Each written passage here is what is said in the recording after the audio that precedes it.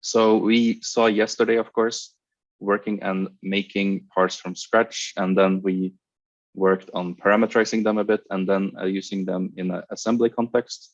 I thought about the same workflow in terms of sheet metal. We have created some from scratch, seen what parametric functionality we can add, and so on, and some special features.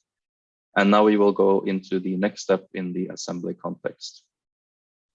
So I will open up the folder for the next exercise, which will be the Sheet Metal Assembly export folder, and open up the turnstile def file. So this is an assembly that consists of some different parts. You can see there are some different local components in the mechanical browser. None of them are now classified as sheet metal,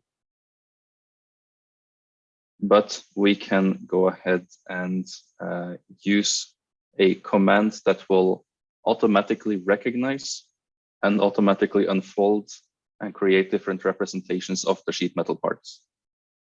This command is called assembly export. So you can type it into the command line.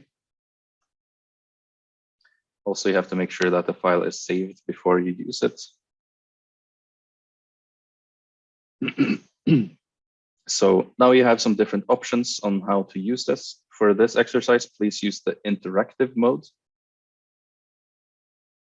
First, we can select the entire solid, of course, and then use the interactive mode. What the interactive mode does is that it will run the command and recognize the different parts of the assembly and see which are sheet metal, which can be converted to sheet metal, and so on. This window will open. You can expand it a bit if it's too small. And here we can see some different settings.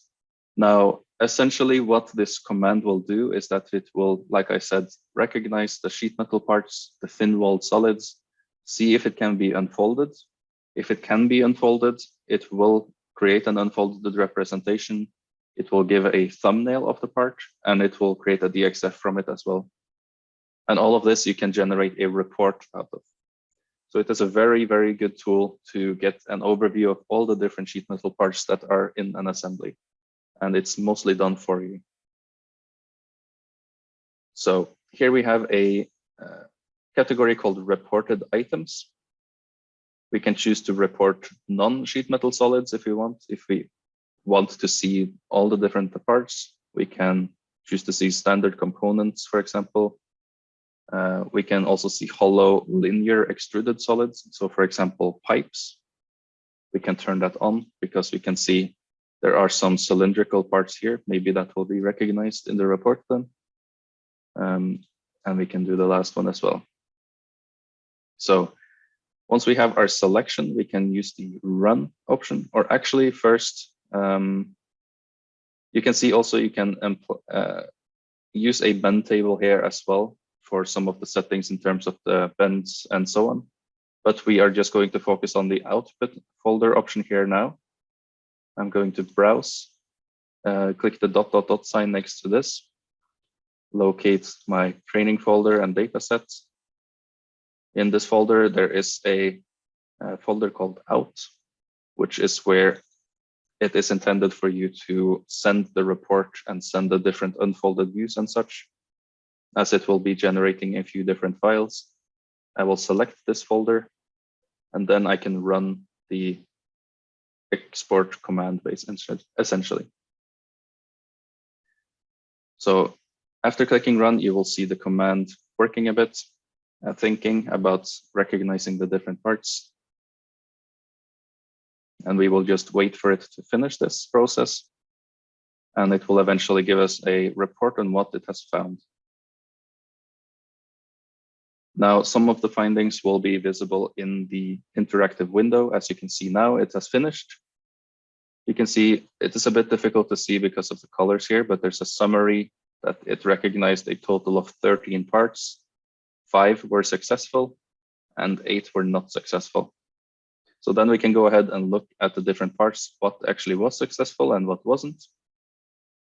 You can see the number 1 instance here is the component 2, which we can recognize from the mechanical browser. There's a quantity of 1 of it, a thickness of 2. You can see the dimensions of the unfolded view. The status is okay, and it is classified as sheet metal with a green color behind it, making it okay or accomplished in the sense that it has been unfolded and such. Then you can see a 3D preview of it and a 2D preview as well. You can see this is the case for a few of the different parts, but if we scroll further down, you can see here that the top assembly and the bottom part are, they failed in the export process, and they are classified as poor sheet metal. And we will soon go in and see why that is. We can also see some of them failed just because they are not sheet metal. So the command will detect that they are in fact not sheet metal. But since we told it to look for circular tubes and such, it still found them.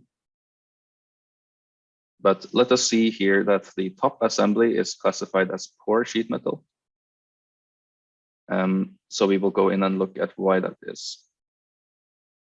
So I will just cancel out this window. We can open up this top assembly. I will just open a copy of it. And here you can see that it's a thin-walled solid, but there's some complex geometries on it, and it does not have any bend features on it. It does not have any proper junctions, and therefore it's not really able to be unfolded.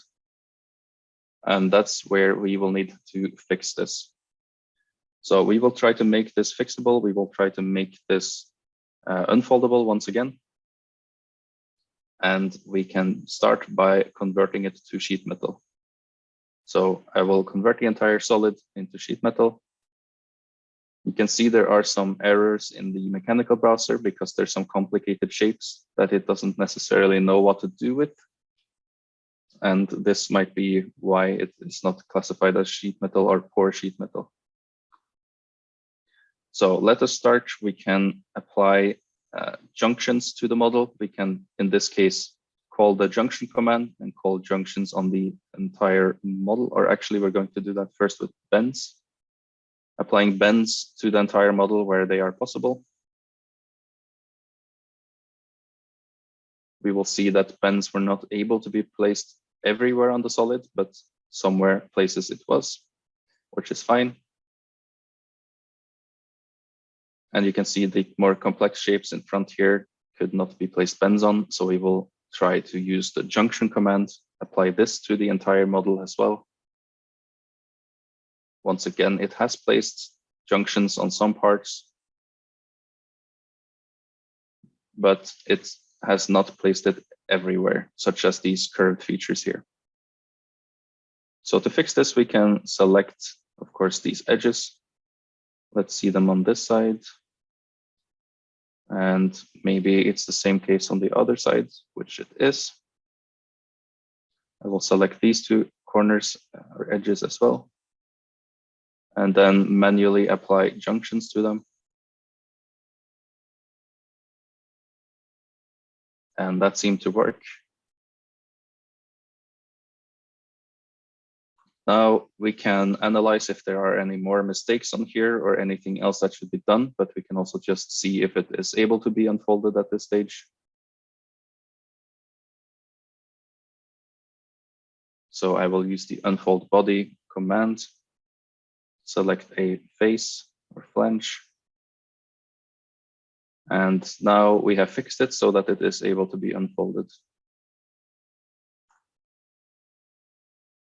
And as you can see, it will identify the bend lines of the lofted bends here, the larger radii bends, the different corner reliefs you can see cutouts of, and so on, and the largest measurements as well, like before. So then we can, of course, save this part. This isn't a part of the exercise, but you can try it out anyway to try and save it and insert it back into the main assembly, and then you can run the report once again. For example, I saved it. I can try to replace it here with my new part. So I will select the top assembly one that I created. Of course, now I get the unfolded view as well. So I need to delete that first. Save it. And then go back to update it.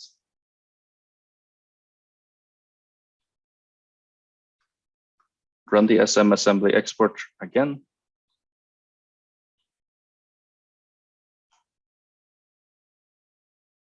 Use the entire model, the interactive mode.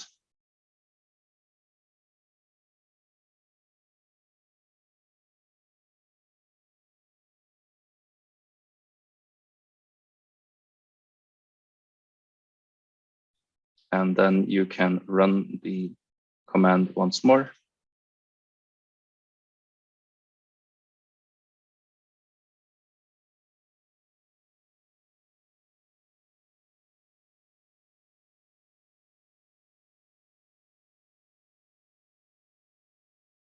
Just waiting for it to finish it.